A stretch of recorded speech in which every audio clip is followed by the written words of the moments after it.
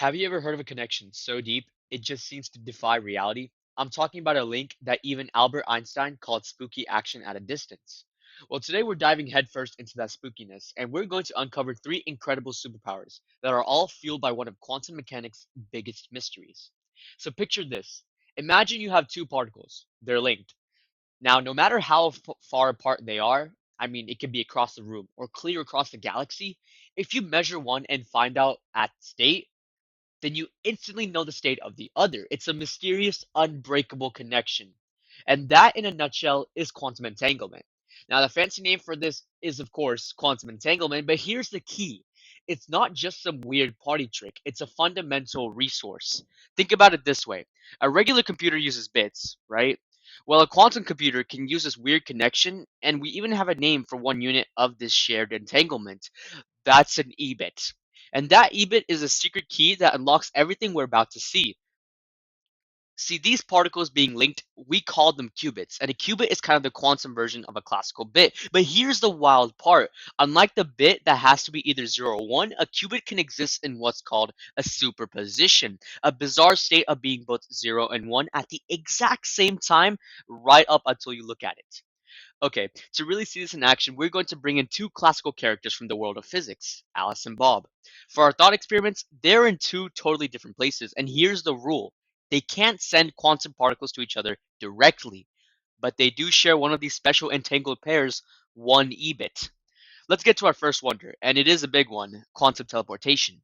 Now, it may not seem to be the beam me up Scotty kind you see in sci-fi, but honestly, it's probably even cooler. So here's the challenge. Alice has a qubit, and it's in a very specific, very fragile quantum state.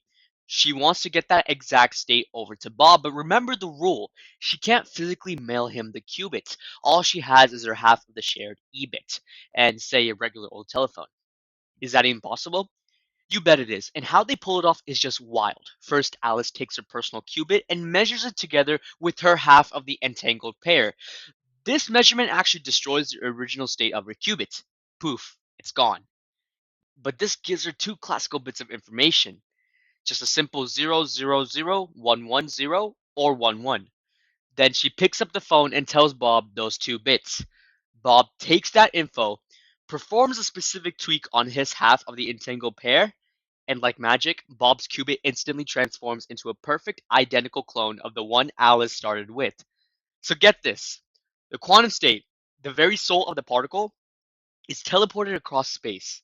But the physical particle itself never moved an inch, and because of something called the no cloning theorem, the original had to be destroyed. There could only be one.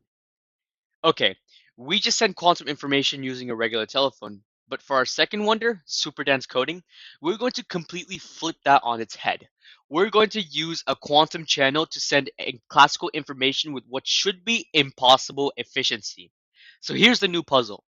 This time Alice wants to send Bob two classical bits of information. Let's say the message 01.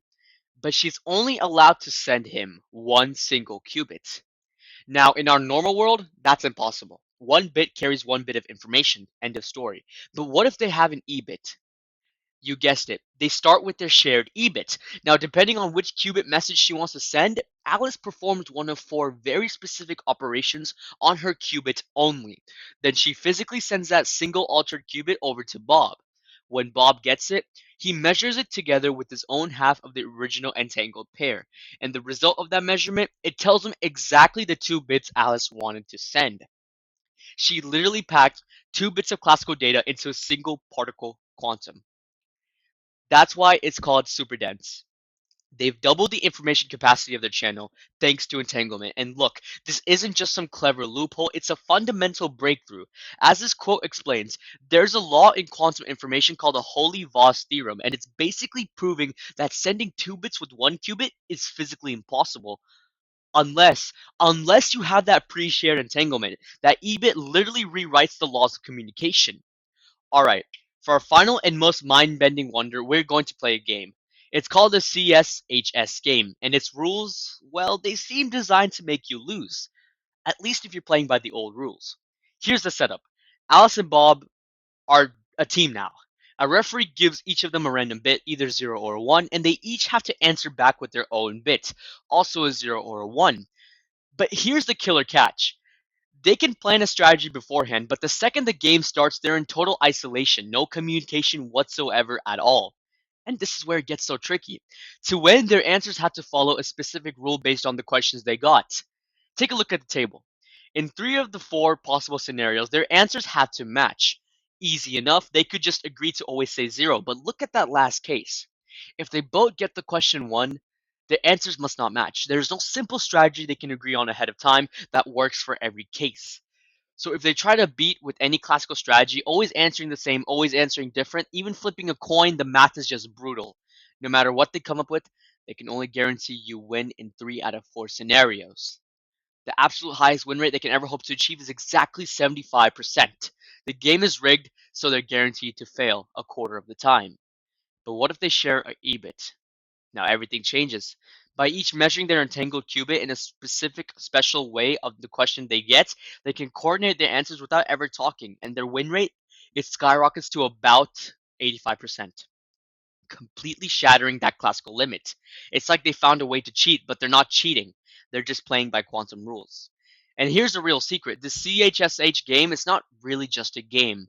It's actually a famous kind of experiment called the Bell test. And it was designed to test the very fabric of reality itself. It forces you to choose between our everyday common sense of view of the world and the deeply strange predictions of quantum mechanics. And guess what? The results are in. Scientists have run this test again and again, and the quantum advantage is real. It's a real feature of our universe. And, well, the universe truly is that weird. In fact, proving that this cheating is a real feature of our universe is exactly what won the 2022 Nobel Prize in Physics. This isn't just a theory, it's a proven fact. So, from teleportation to superdense coding to winning an unwinnable game, we keep seeing the same thing. Entanglement isn't some philosophical idea, it's a real physical testable resource that completely rewrites the rules of information. You see, that leaves us with one huge final question. If this spooky connection lets us do things that we once thought were literally impossible, what other secrets about our universe is it just waiting to unlock? What are we going to discover next?